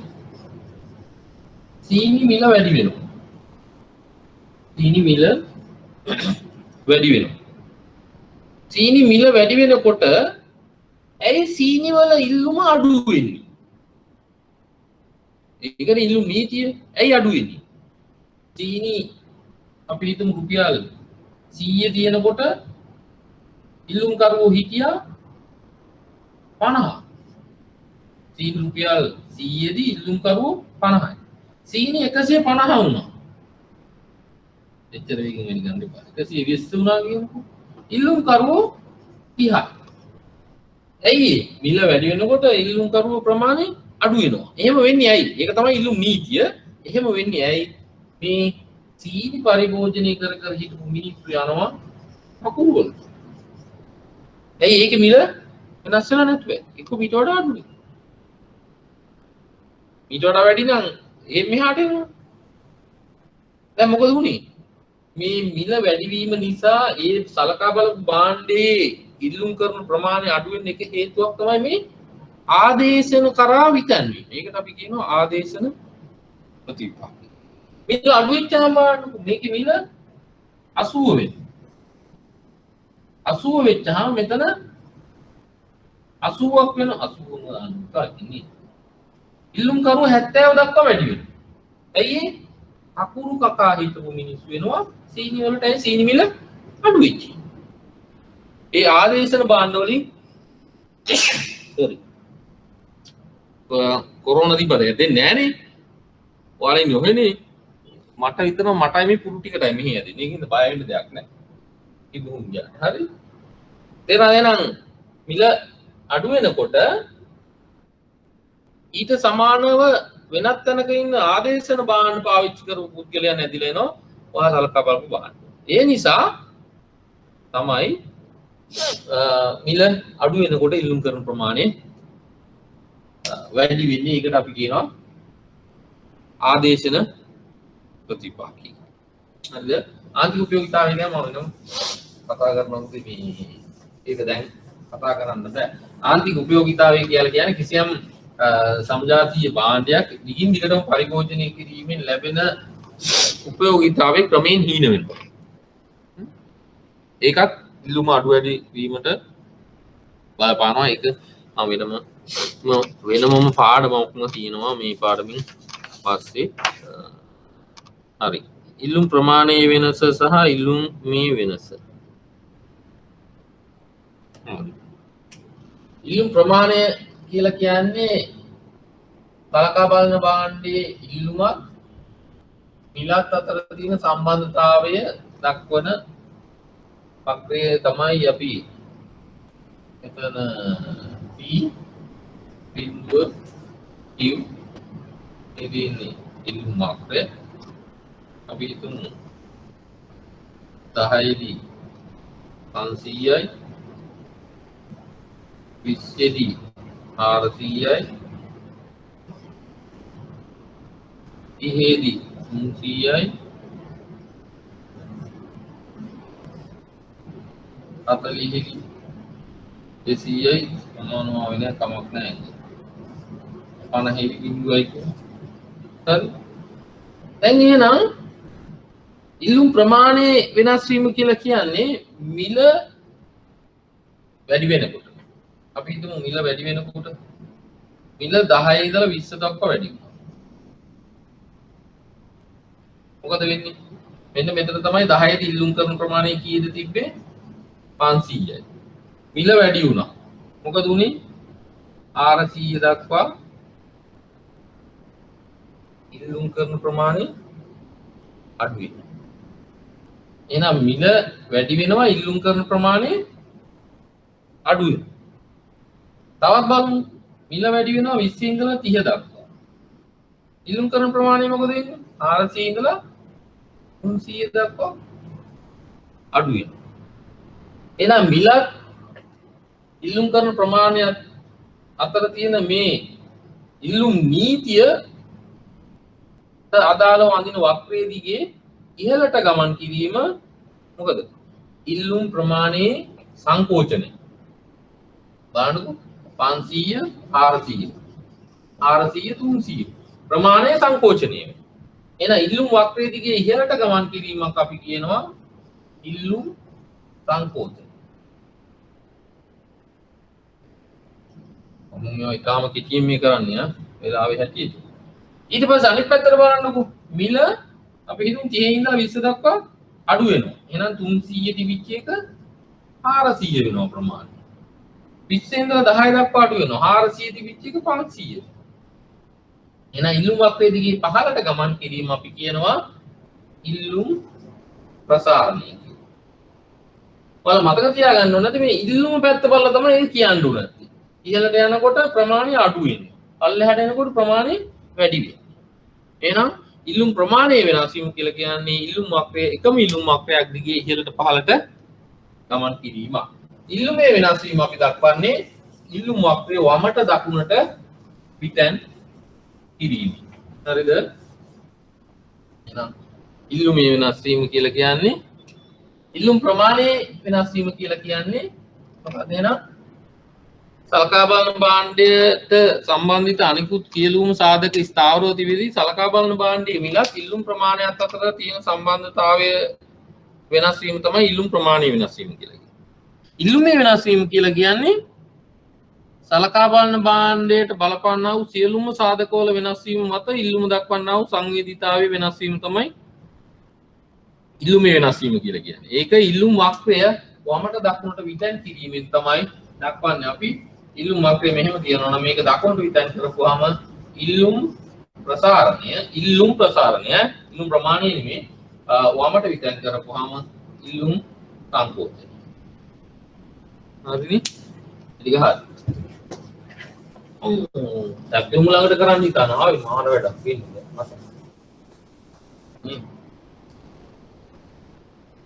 ඉල්ලුම් වක්‍රය දකුණට වමට විතන් වීමට හේතු බලා ගන්න බැරි උතේ. ඉල්ලුම් වක්‍රය දකුණට වමට විතන් වීමට හේතු. මොනවාද ඉල්ලුම් වක්‍රය දකුණට වමට විතන් වීමට හේතු? අර ඉල්ලුමට බලපාන්නා වූ මිල හැර අනිකුත් සාධකවල වෙනස් වීම මත. මේ ඔකි මන් දීලා තියෙනවා. ආදේශන භාණ්ඩ දකුණට විතන් වෙනවා ආදේශන භාණ්ඩවල මිල වැඩි වීම. ආදේශන භාණ්ඩවල මිල වැඩි වෙනවා. අපි හිතමු සලකා බලන මේ උපසටහන ඇඳලා තියෙන්නේ හපුරු වලට කියලා. චීනි වලට කියලා. චීනි වලට අදාළව තමයි ඇඳලා තියෙන්නේ. මේ තියෙන්නේ price of sugar. මේ තියෙන්නේ quantity of sugar. චීනි ප්‍රමාණය. ඒකට අදාළව තමයි මේ ඇඳලා තියෙන්නේ. හරිද? හැබැයි ආදේශනයක් වන හකුරු වල මිල වැඩි වුණොත් හකුරු වල මිල වැඩි වුණොත් මොකද වෙන්නේ? හකුරු වල මිල වැඩි වුණොත් චීනි පරිභෝජනය වැඩි වෙනවා. මතක තියාගන්න හකුරු කියන්නේ ආදේශන භාණ්ඩ ඒකේ මිල වැඩි වෙච්චාම සීනි වලට තියෙන ඉල්ලුම තමයි වැඩි වෙන්නේ. ඒක අපි දක්වන්නේ දකුණට විතැන්වීම. D එක දක්වනවා. හරි? ඒ විදිහට ඒ කාරණා ටික බලන්න කොහොමද රූප සටහන ඇඳලා එහාට මෙහාට වෙන්නේ කියලා අපි එතනින් එහාට ওই ඉල්ලුම කරපු ළමයි තේරෙන්නේ මේ මොනවද මේ ඉල්ලුමද කරේ කියලා නේ. ඔව් මේ පැයකින් ඉල්ලුම කරේ. ඊට පස්සේ නම්මිතාවය. ඉල්ලුම නම්මිතාවය. එහෙම නේද තියෙන්නේ? ඔව් නම්මිතාවය.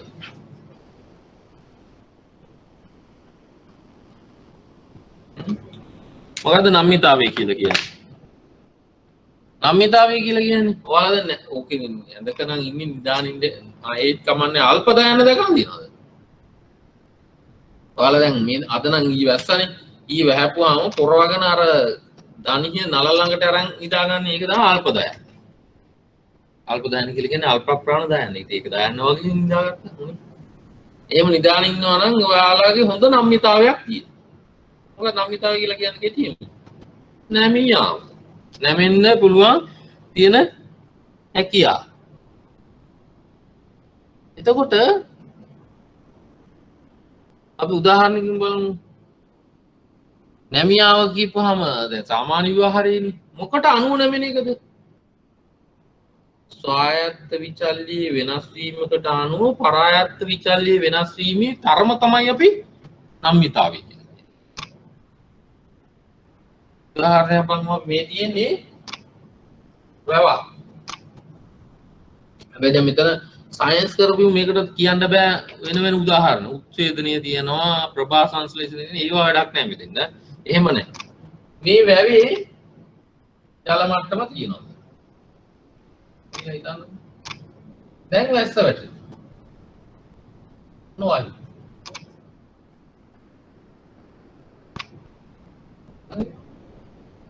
එතකොට මේ වැස්ස ස්වාධීනව වහින්නේ. ඒකට අපි කියනවා ස්වායත්ත විචල්්‍යය.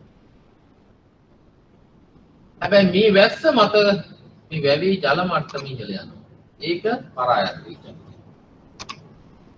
මොකද මේ ස්වායත්ත විචල්්‍යය වෙනස් වීම මත වෙනස් වෙන විචල්්‍ය තමයි අපි පරායත්ත විචල්්‍යය කියලා. එතකොට එහෙනම් ස්වායත්ත විචල්්‍යය වෙනස් වීම කරන කොටගෙන පරායත්ත විචල්්‍යයේ සංවේදීතාවය තමයි අපි නම්මිතාවය කියලා කියන්නේ. වැස්ස වෙනස් වීම මත ඒක වෙනස් වුණා වගේ කී ගුණයකින් පරායත්ත විචල්්‍ය වෙනස් වෙලාද කියන එක. ඒක හොයන්නේ කොහොමද? ස්වායත්ත විචල්්‍යයේ වෙනස ප්‍රතිශතාත්මක වෙනස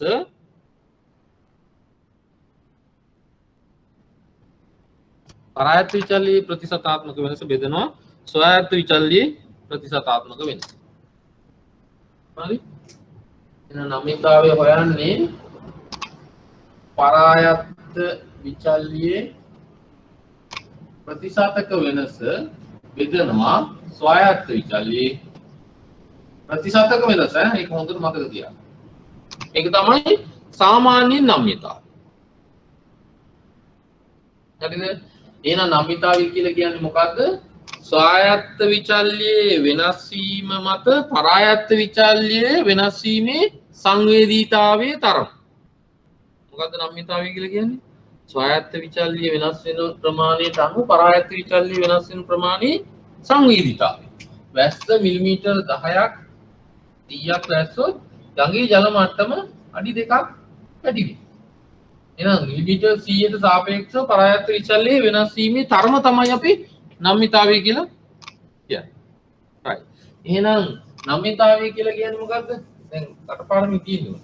ස්වායත්ත විචල්්‍යයේ වෙනස් වීම මත පරායත්ත විචල්්‍ය වෙනස් වීමේ තරම.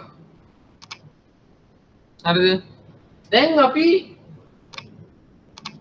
මිල ඉල්ලුම් නම්‍යතාව.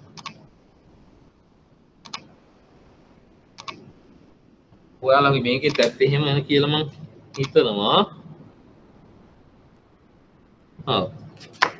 මිල ඉල්ලුම් නම්‍යතාව. දැන් නම්‍යතාවය කියන්නේ මොකද්ද? ස්වායත්ත විචල්්‍යයේ වෙනස් වීමට අනුව පරායත්ත විචල්්‍ය වෙනස් වීමේ සංවේදීතාවය එහෙම නැත්නම් තරම. එහෙනම් දැන් අපි හිතමුකෝ පරායත්ත මම ඒ වාක්‍ය ලියුවේ පැහැදිලි වෙන්නේ ස්වායත්ත විචල්්‍යයේ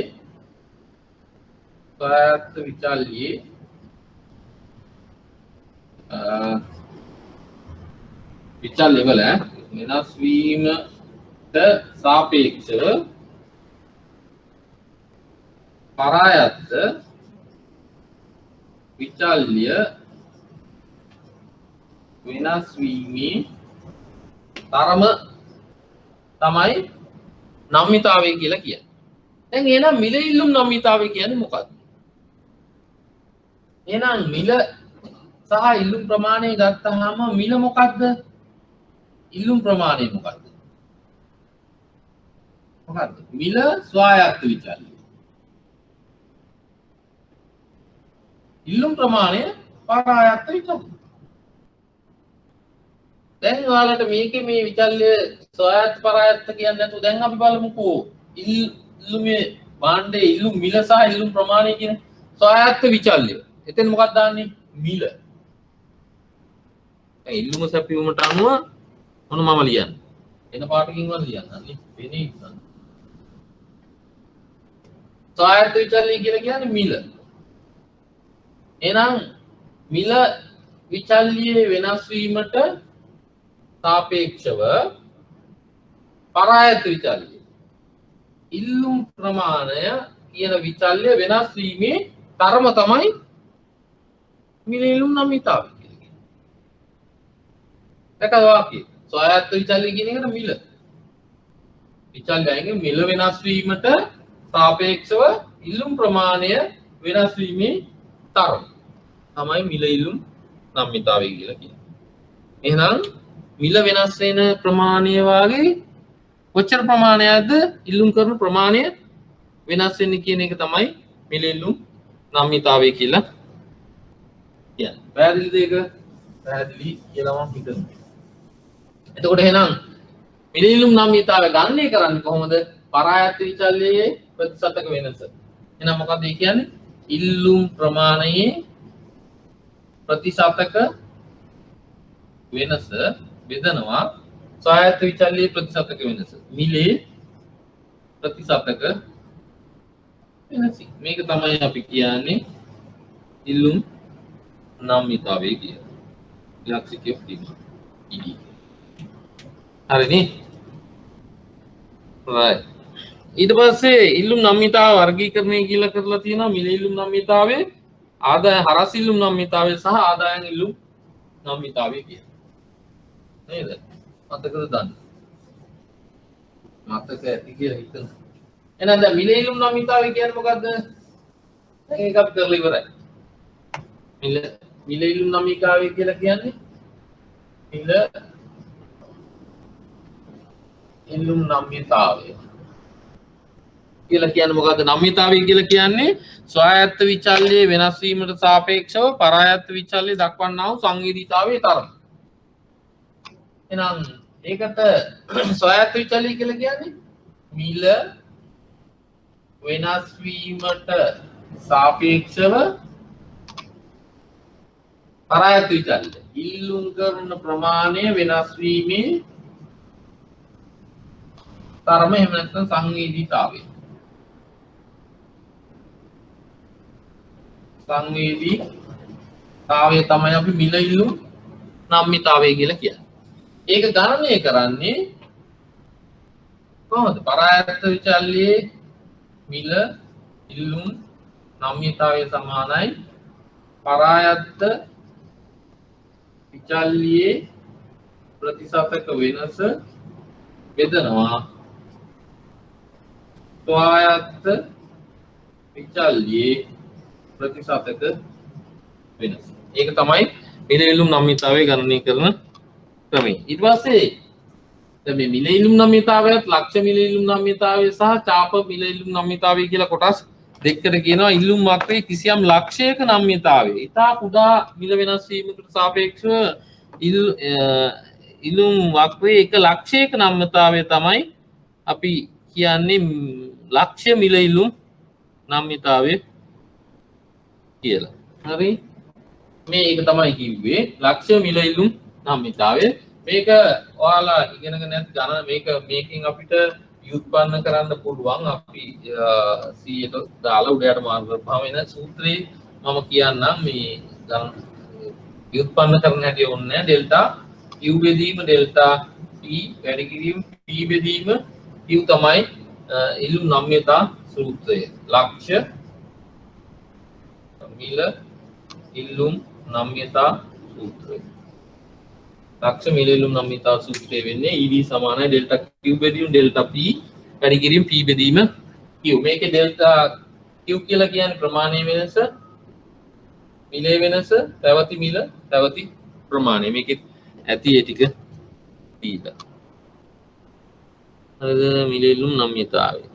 අපි ගානක් හදන්න දීලා නැද්ද මේකේ?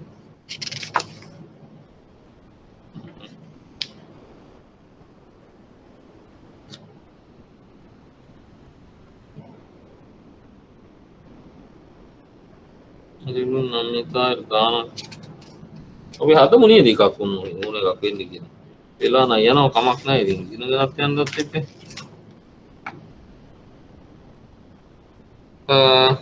පොඩ්ඩක් මේක ලියාගන්න මේ යන ටක් ගාලා ඔයාලා උතන හදන්න නැත්තම් ඉදිරි කට්ටිය නේ. ඒකින්ද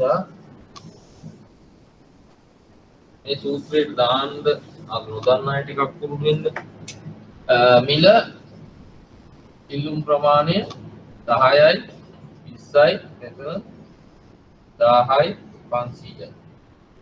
මේ රුපියල් 10 දී ඉල්ලුම් නම්‍යතාවය හොයන්න බලන්න. ටක්කා හොයන්න විනාඩියක් දෙන්න. මේ අපරාධ නිකන් ඉන්නේ. මොකද්ද සූත්‍රය? මේ දෙන සූත්‍රය. එතකොට ප්‍රමාණයේ වෙනස. ප්‍රමාණයේ වෙනස කීයද? 10 රින 500යි. මිලේ වෙනස 20 රින 10යි. වැඩි කිරීම පැවති ප්‍රමාණය. අපි 10යි 10යි. පැවති මිල පැවති ප්‍රමාණය වෙන්නේ 10යි. එතකොට මේ වෙන්නේ මෙතන 500යි උඩ මෙතන 10යි මෙතන 10යි මෙතන 10යි. මේ 10යි මේ 10 ගමන මේ බිඳුව කියන පස්සරක් එකයි පස්සරක් දෙකයි කියන්නේ ED කියලා කියන්නේ දෙකෙන් එකයි ඒ කියලා කියන්නේ 0.5. ඒතකොට ඉල්ලුම් නම්‍යතාවයේ 0.5යි. එකකින් කියවෙන්නේ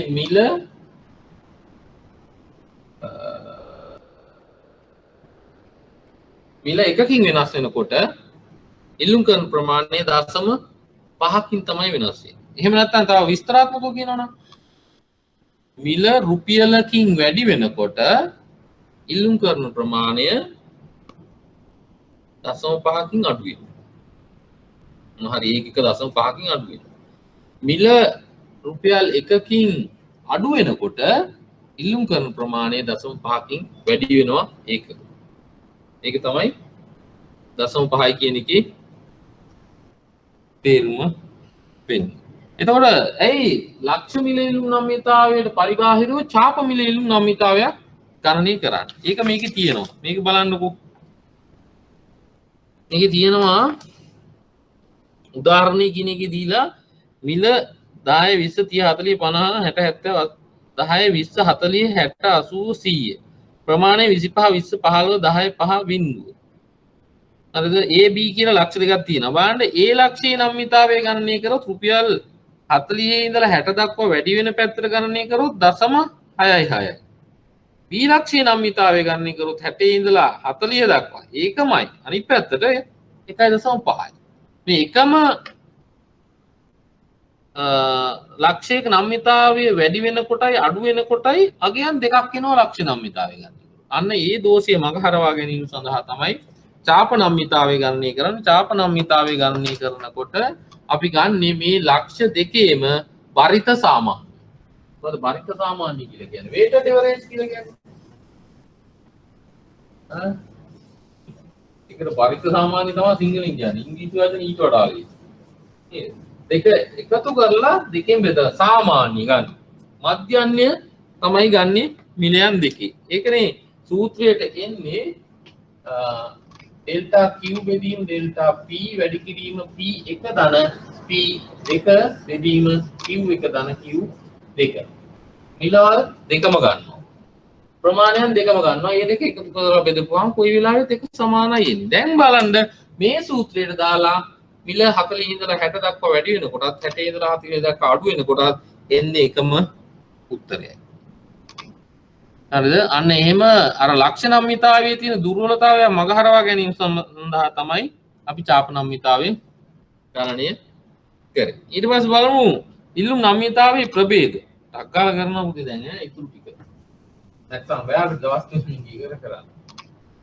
ඉල්ලුම් නම්‍යතාවයේ ප්‍රභේද තියෙනවා එකක් තමයි පූර්ණ අනම්‍ය එහෙම නැත්නම් බිඳුව දෙක අනම්‍ය එකට අඩු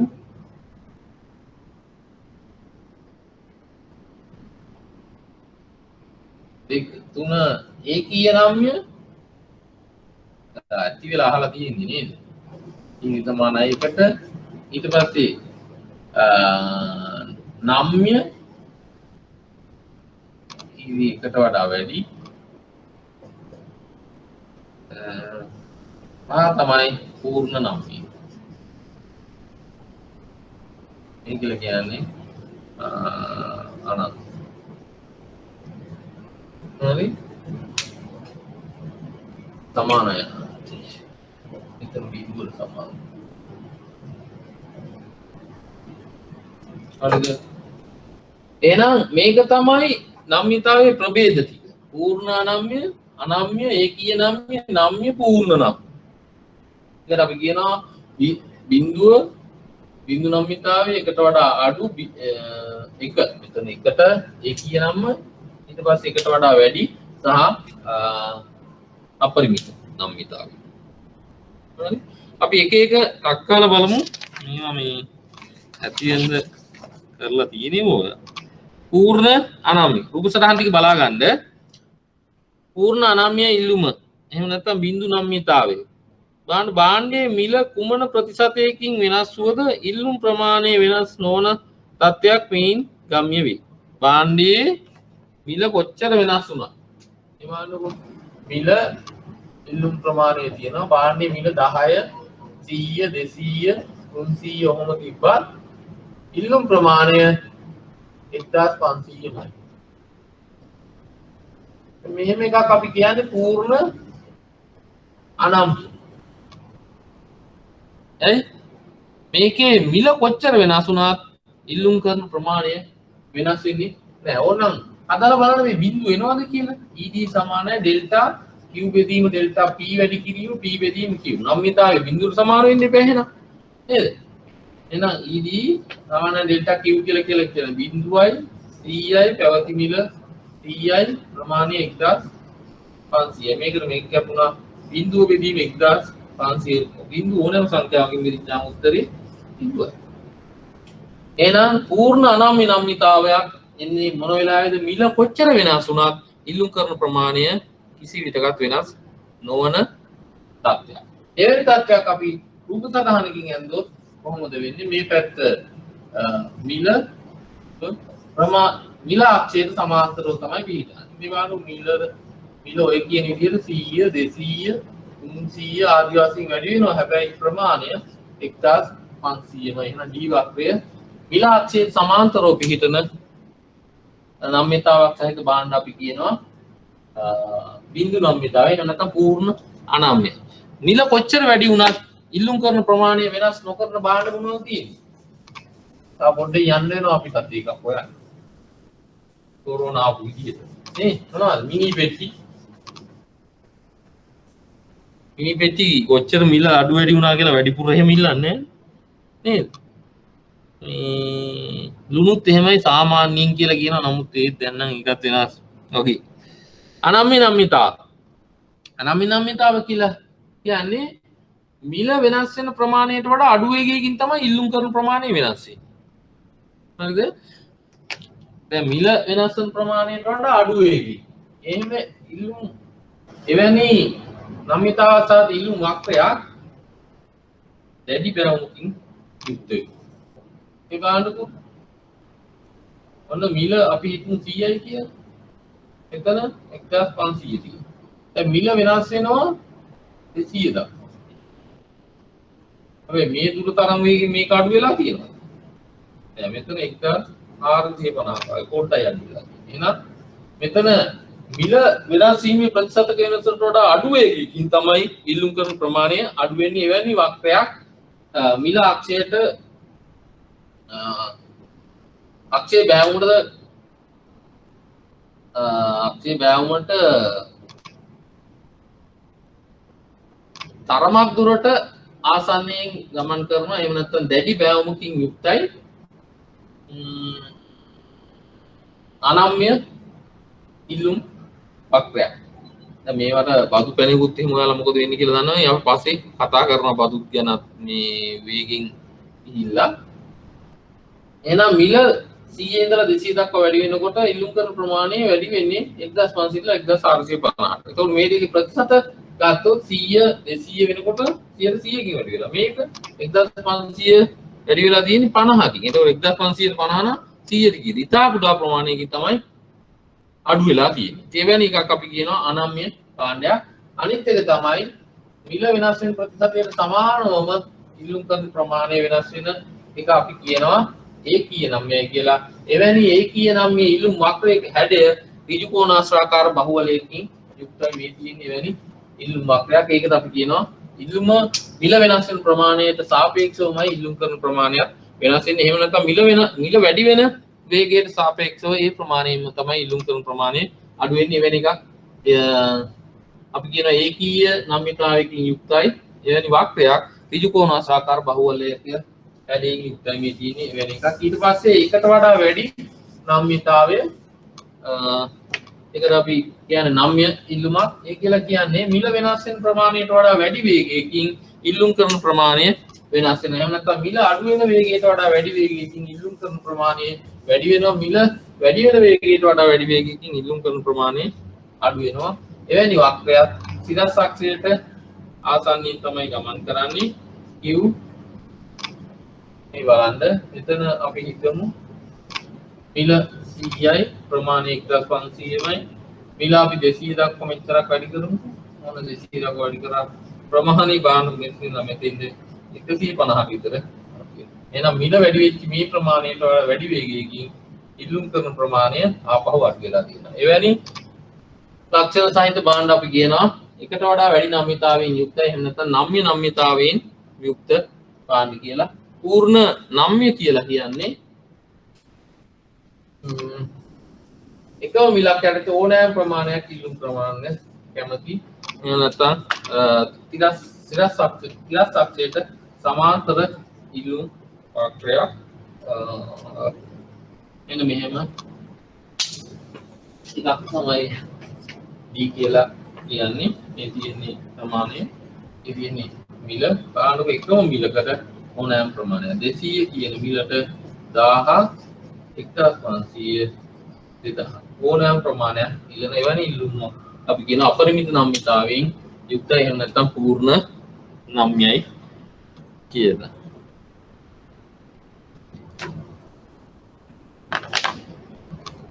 ඔයාලට තියෙනවා මට නම් අවුලක් නෑ ඔයාලා ඉතින් ඔෆ් වෙනවනේ කමක් නෑ අපි තව චුට්ටක් කරමු අපි ගානකුත් තියෙනවා හැබැයි හදාන්න එහෙනම් පරක්කුණානේ හිමින් ගියා වැඩි වුණා මුලින් නේද දැන් අපි එකක් කරලා අපි නවත්තමුකෝ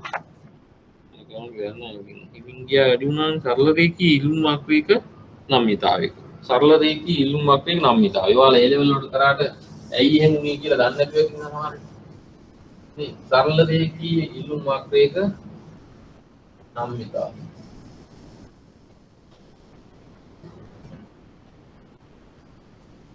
ඒක හොඳට බලා ගන්න මේකේ තියෙනවා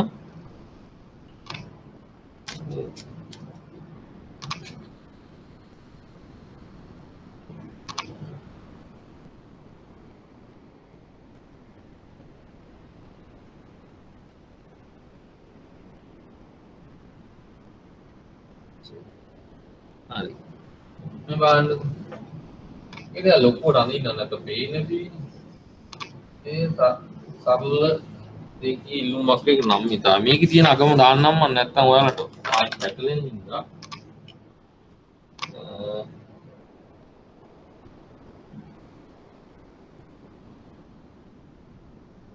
හරි එකයි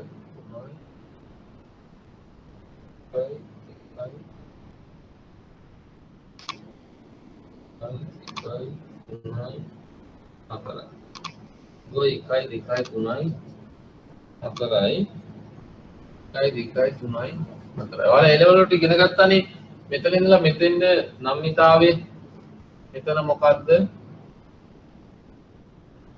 මෙතන මොකද්ද ඊළඟ මේ හරි මැද මොකද්ද ඊට පස්සේ මෙතන කොහොමද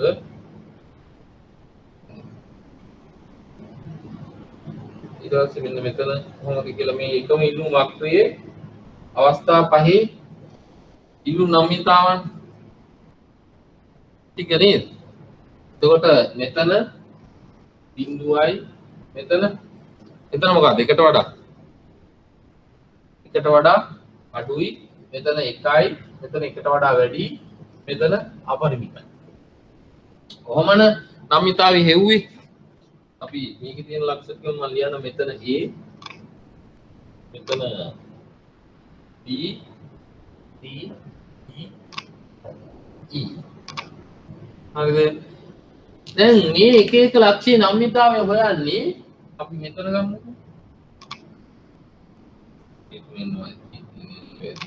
මේ ඒ සලකා බලන ලක්ෂයේ ඉඳලා තිරස්සක්ෂයට තියෙන දුර බෙදන්න ඕනේ ඉඳලා මෙතන තියෙන දුර බෙදන්න ඕනේ මෙතන ඉඳලා සිරක්ෂක්ෂයට තියෙන දුරේ බලන්න මෙතන ඉඳලා මෙතන තියෙන දුර කොච්චරද 1 තියෙන්නේ මෙතන 3 4 එහෙනම් එතන තියෙන දුර 2යි නේද එකේ තියෙන්නේ එහෙනම් 3 4 කියලා කියන තව දෙකයි ඒක බෙදන්න ඕනේ මෙතන ඉඳලා සිරක්ෂක්ෂයට තියෙන දුරින් මෙතන කීයද 1යි බිංදුව එතනත් 2යි එහෙනම් 1යි එහෙනම් මේ C කියන ලක්ෂ්‍ය නම්‍යතාවය 1යි ඊට පස්සේ B කියන දණ්ඩ එන්නකෝ B කියන දණ්ඩ ආවන් පස්සේ මෙහෙන් එක දැන් බලන්න B ඉඳලා මේ තිරස්සක්ෂයේ දුර කොච්චරද 3 4 කියන්නේ 1යි ඊට පස්සේ මෙතන ඉඳලා මෙතෙන්ට දුර කොච්චරද 3 2 1 3යි 3න් 1යි ඒ කියලා කියන්නේ කොච්චරද 0.3 ඒකට වඩා අඩුයි මෙතන නම් ඊට පස්සේ මේ A කියන ලක්ෂ්‍යය ගන්නකො A කියන ලක්ෂ්‍යය ගත්තොත් A කියන ලක්ෂ්‍යය ඉඳලා මේ තිරස්සක්ෂයට බිඳුව මෙතන ඉඳලා මෙතෙන්ට දුර 5යි බිඳුව මෙදී 5යි ඉස්සරේ බිඳුවයි එහෙනම් මෙතන ලක්ෂ්‍ය නම්‍යතාවය බිඳුවයි ඊට පස්සේ මෙතෙන්ට ගියාම මගේ හරියට ඇදිලා නැත්නම් උත්තරතහනේ දීලා තියෙනවා. මෙතෙන්ද ගියාම තන තුන මෙතන ඉඳලා මෙතෙන්ද තියෙන දුර 1 2 3 4 3යි. මෙතන ඉඳලා මෙතෙන්ද 1යි. උත්තරේ 3යි. එකට වඩා වැඩි 3. නේද? මෙතෙන්ද ගියාම මෙතන ඉඳලා අතෙන්ද තියෙනවා 4. 4 බෙදීම බිඳුවයි. ඕනෑම සංඛ්‍යාව බිඳුවෙන් බෙදිච්චාම අනන්තයි. දැන් එහෙනම් මේ ඍණ බැවුම්කින් යුක්ත ඉල්ලුම් වක්‍රයක නම්‍යතාවයේ බිඳුවේ සිට අනන්තය දක්වා වේ. ඒක ඉගෙනගෙන තියෙනවා ඒ ලෙවල් වලට. හැබැයි හැදෙන්නේ ඔන්න ඔහොමයි. හරිද? අපි උතනින් නතර කර තව සුට්ටක් තියෙනවා. පුළුවන් පුතේ තව සුට්ටක් පාමාර නේද ඔයාලා කියලා මම මතකත් නැහැ. කමක් නැහැ අපි ඉතුරු සුට්ටක් කරන් ඉල්ලුම් වක්‍රයේ බෑවුම සහ නම්‍යතාවය ඒක අවශ්‍ය නැහැ. ඒක එහෙම තිබ්බයි. අපි බලමු ඉල්ලුම් නම්‍යතාවය තීරණය කරනු ලබන සාධක.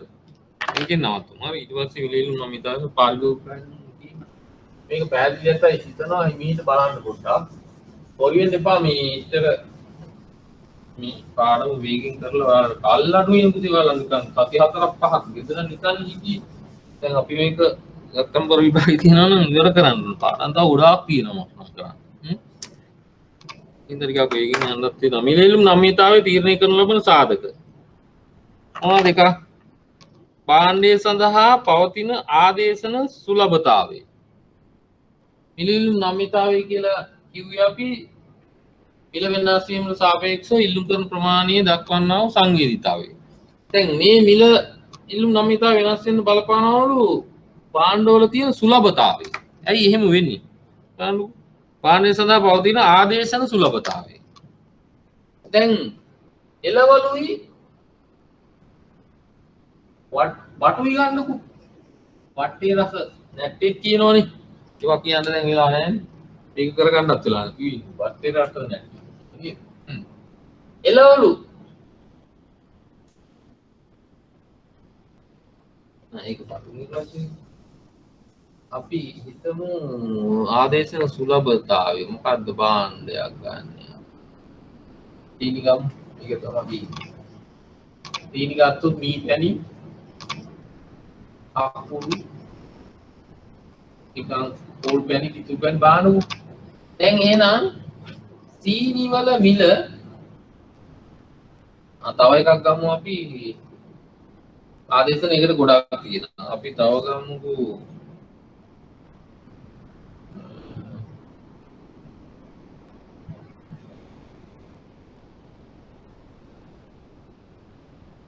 පාම් පිටි. අපි ඉතින් පාම් පිටි වලට නැත්නම් මේ තිරිඟු පිටිනේ. තිරිඟු පිටි වලට තියෙනවා ඉරිඟු පිටි. විතරයි කියලා හිතමු අපි. දැන් තව තියෙනවා නමුත් හිතන්න. දැන් සීනි වලට තියෙනවා ආදේශන ජං 3ක්. තිරිඟු වලට තියෙන්නේ ඉරිඟු පිටි විතරයි.